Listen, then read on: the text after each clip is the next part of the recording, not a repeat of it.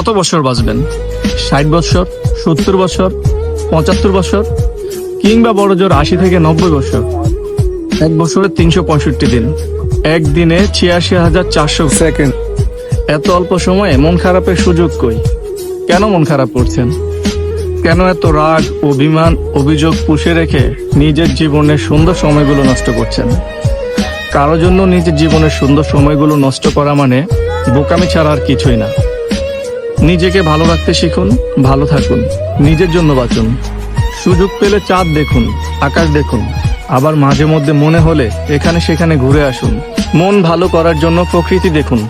দিন শেষে যখন নিজের জীবনের হিসাব নিকাশ টানতে যাবেন, অর্জন কিংবা নিজেকে ভালো রাখার কিছুই নেই, কিছুই করেননি, অথচ সময় একেবারেই শেষ।